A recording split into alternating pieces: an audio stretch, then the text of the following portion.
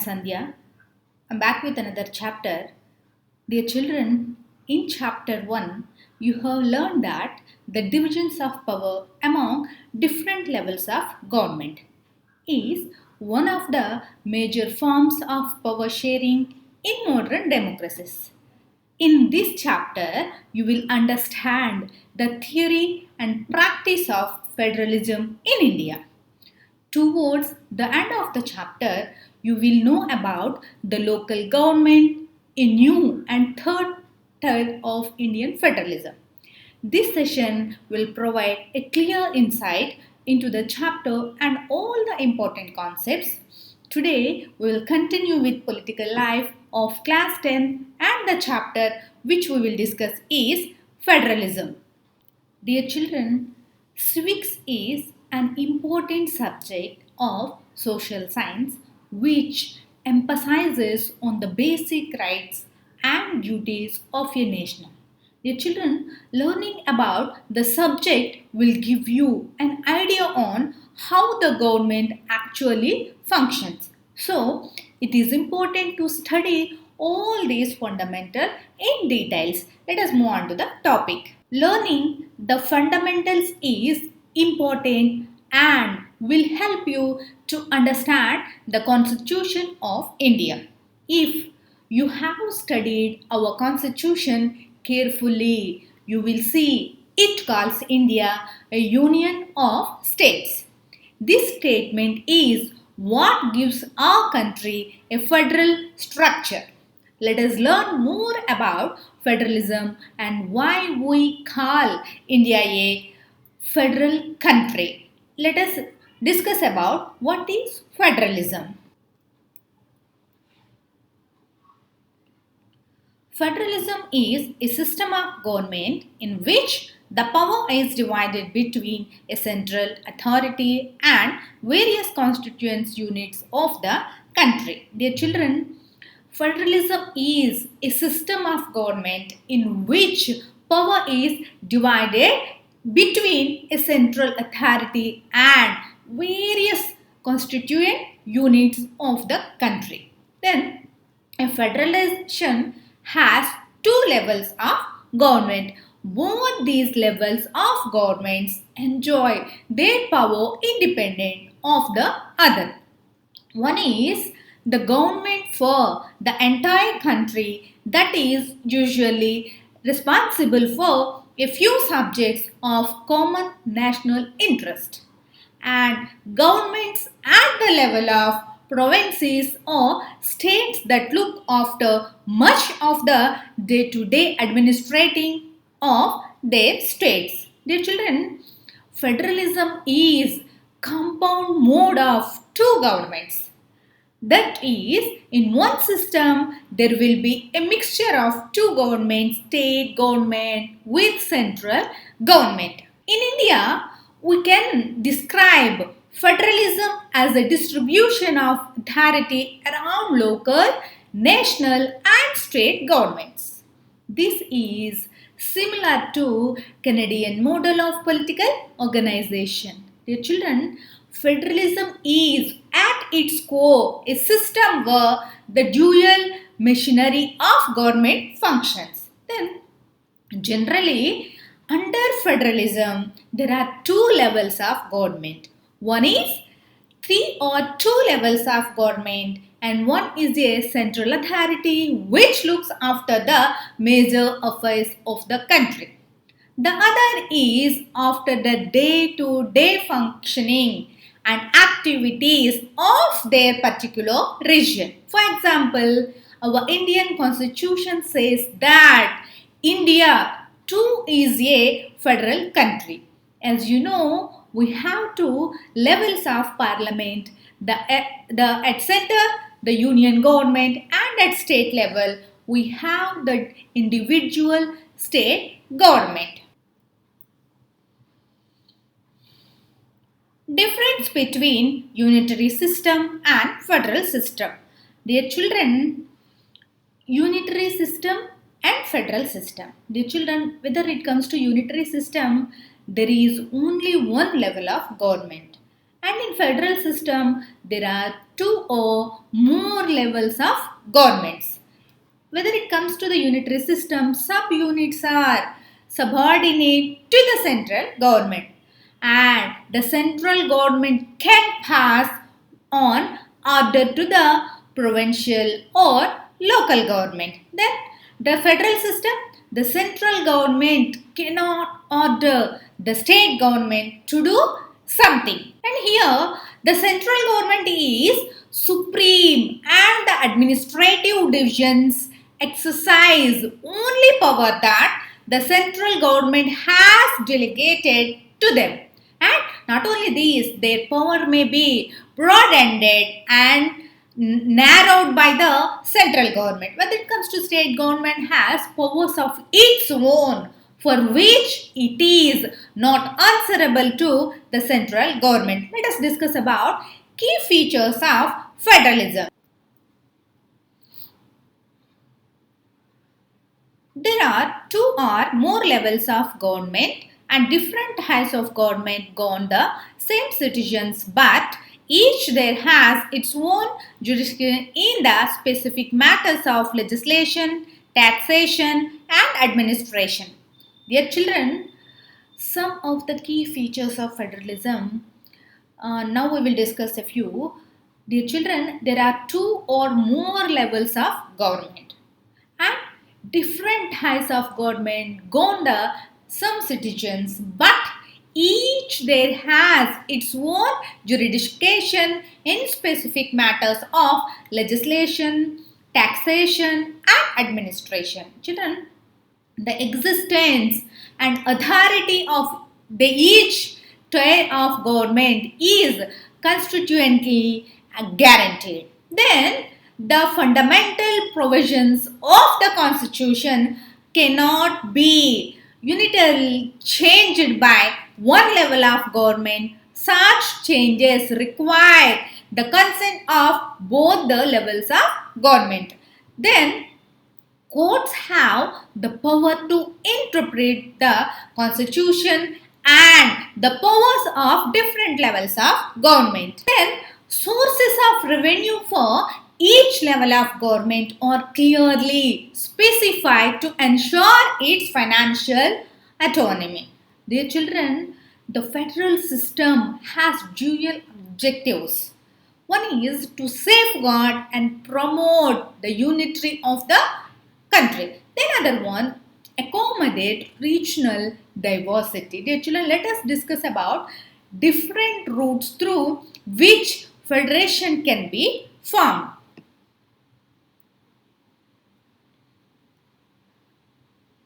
Observe the given pyramid structure: federal, state, country, township and city. Dear children, two aspects are crucial for the institution and practice of federalism: mutual trust between the government of different levels and agreement to live together. There are two kinds of routes through which federalism have been formed.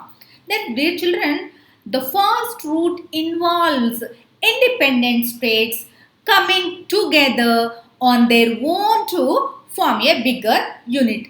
This kind of coming together federations is formed in the USA, Switzerland and Australia. The second route is that a large country decided to divide its power between the constituent state and the national government. This kind of holding together federation is followed in India, Spain and Belgium countries. Dear children, let us discuss about what makes India a federal country.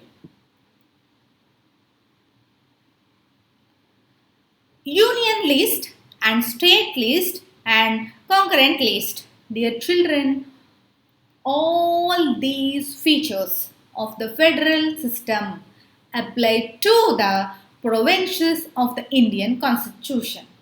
The Indian Constitution is a threefold distribution of legislative powers between the union government and the state government.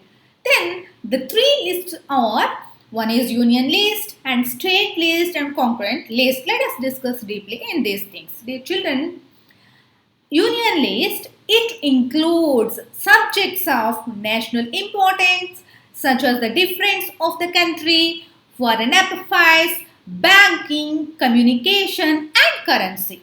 The union government alone can make laws relating to the subjects mentioned in that list. State list. It contains subjects of state and local importance such as police, trade, commerce, agriculture and irrigation. Then the state governments alone can make laws relating to the subjects mentioned in particular list. The children, then what about concurrent list? This list include subjects of common interest to both the union government as well as the state government.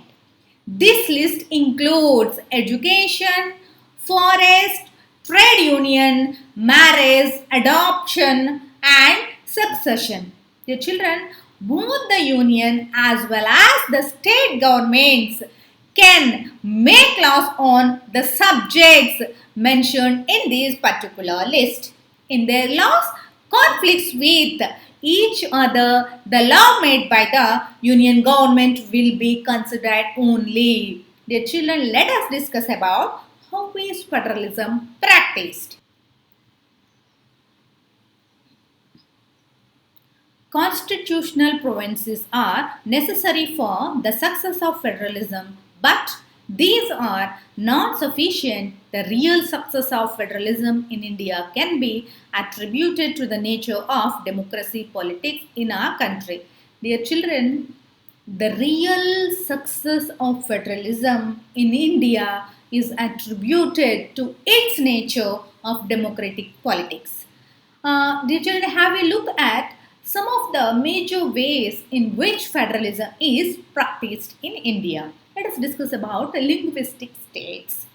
Dear children, the certain of linguistic states was first and a major test for democratic politics in India.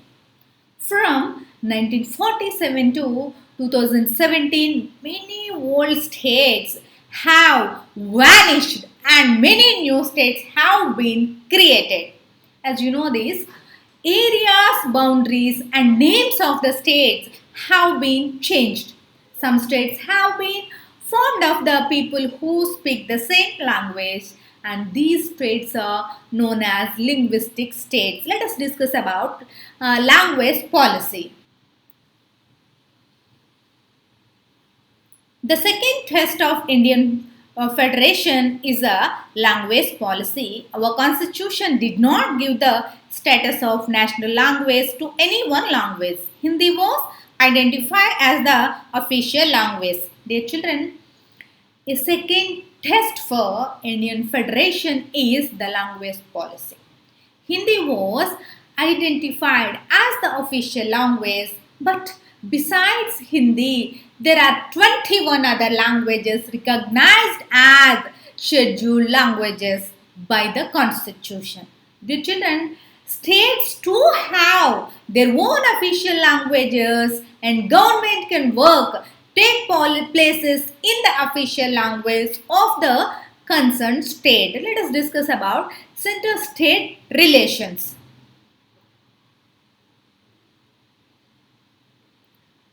Restructuring the center-state relations in one more way in which federalism has been strengthened in practice. Dear children, restructuring the central state relations is one more way in which federalism has been strengthened in practice. If no single party gets a clear majority in the Lok Sabha, the major national parties can align with many parties including several regional parties to form a government at the center. This led to a new culture of power sharing and respect for the autonomy of state government. Let us discuss about decentralization in India. Federal power sharing in India needs another of government. This resulted in a third tier if the government called local government. When powers is taken away from central and state government, it is called decentralization. Dear children, when power is taken away from central and state governments and given to the local governments, it is called decentralization.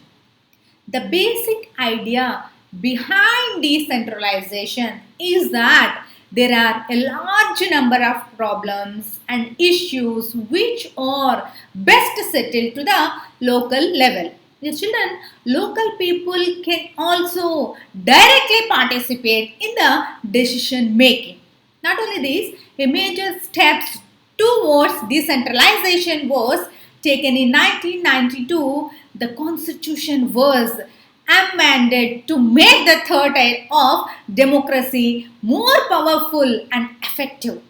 Here, dear children, the few key features in three-tier democracy. One of that, it constitutionally mandatory to hold regular elections to local bodies. Then, seats are reserved in the elected bodies and the executive heads of these institutions for the scheduled caste and scheduled tribes and other backward classes. At least one third of positions are reserved for women. Not only this, state elections commission has been created in each state to conduct panchayat and municipal elections. Dear children, the state governments are required to share some powers and revenues with local government and bodies. The nature of sharing varies from state to state. Let us discuss about Panchayati Raj. Rural local government is popularly known as Panchayat Raj, and each village or a group of villages in some states has a Gram Panchayat. Dear children, rural local government is popularly known as Panchayati Raj. Each village or a group of villages in some states has a Gram Panchayat. This is a council and consisting of several wards members and often called Panch and a president or Sarpanch. Dear children, they are directly elected by all the adult population living in a particular village or ward. Dear children, Gram Panchayat is the decision making body for the entire village.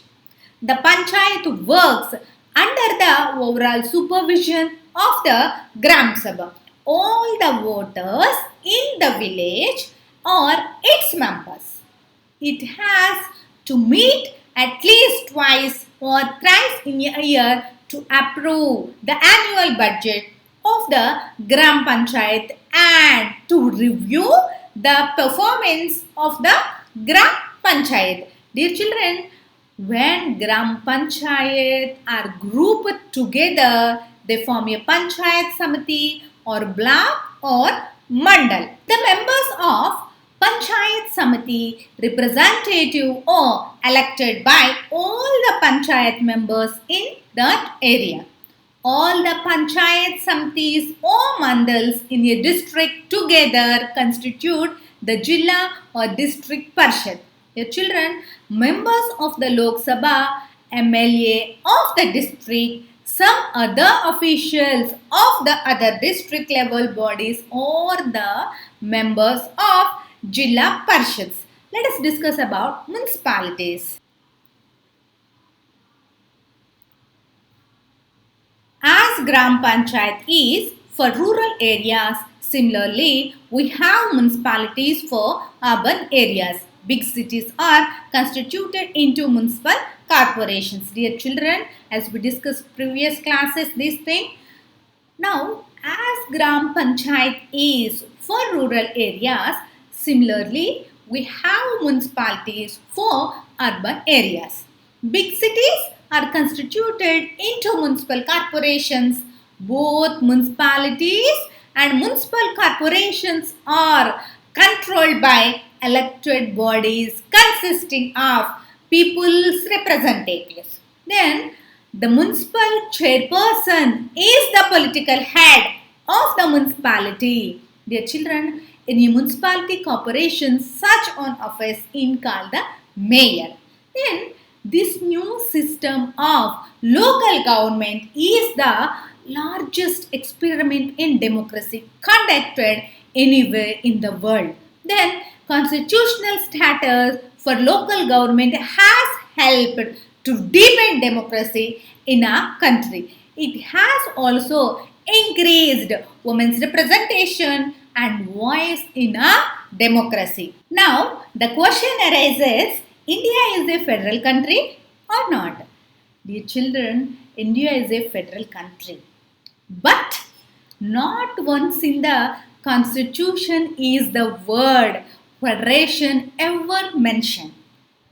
Then instead what is said is that India is a union of states. Actually, many historians believe that India is a quasi-federal country. Then it means it is a federal state with some features of a unitary government. Dear children, what are the reasons for this? The Constitution of India has essentially prescribed a federal state of government. So, as you already know, we have several levels of government. Then the government at the center, which is the Lok Sabha and the Rajya Sabha. Then the various state governments, the Vidhan Sabha and the Vidhan Parishad. And finally, we have the municipal corporations and the panchayats, which are forms of local governance. Last but not least, those people who develop the ability to continuously acquire new and better form of knowledge that they can apply to their work and to their life will be the movers and shakers in our society for the indefinite future. Dear children, and never read for more than 1 hour at a stretch. Dear children, take 10 minutes rest in between that. And suppose you studying for 3 hours, then you have two intervals of 10 minutes each after completion of reading. Learning will continue. Stay tuned for more video lectures on social science. Keep learning. Have a nice day. Thank you.